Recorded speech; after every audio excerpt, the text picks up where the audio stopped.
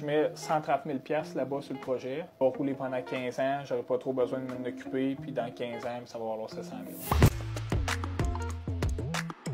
À Pont-Rouge, on n'a pas payé bien cher. On a payé 272 000 $ pour l'immeuble. Je calcule tout à mes frais communs. Fait que là-bas, on va avoir des assurances pour 1500 $ pour assurer le building à peu près. Déneigement pelouse, ça dépend des sites. Il y en a des fois, le locataire aime mieux s'en occuper. Nous, moi, je budgète tout le temps qu'on s'en occupe. Puis après ça, j'ai de l'entretien et réparation. Dans les petits buildings, je budgète 2500 $ d'entretien et réparation par année. En tant que locataire, il faut qu'on s'occupe de la structure du bâtiment.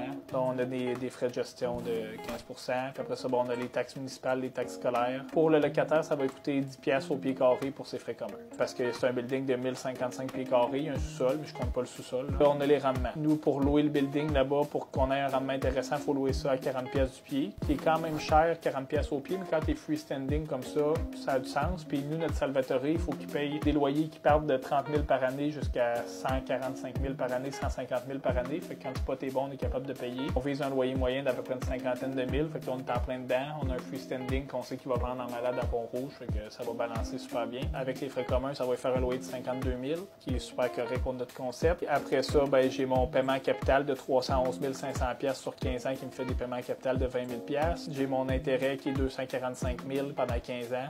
Fait que ça me fait 16 000 $ d'intérêt de paiement par année, en moyenne, là, blendé sur 15 ans. Mes total revenus que le locataire va payer, ça va être 52 000. Mes total dépenses, ça va être 47 819. Le rendement total pour moi, c'est 25 000 $ parce que si jamais je veux réhypothéquer, c'est l'argent que ça va me dégager. Fait que ça me fait un rendement sur ma mise de fonds. Ça, c'est vraiment le chiffre qui m'intéresse le plus. Fait que pour ce projet-là, on a un rendement sur mise de fonds de 19,35 %. Fait que là, j'ai le choix de mettre mon cash à la bourse puis de faire 6, 7, 8 % ou moins 10. Ou sinon, on peut le mettre dans l'immobilier. Fait que c'est ça, c'est hyper safe. Les rendements sur mise de fonds sont extrêmement élevés. Par contre, c'est extrêmement long avant que les immeubles soient payés. Si tu ne réhypothèques pas, l'immobilier, c'est un moteur qui ne génère pas beaucoup de cash flow.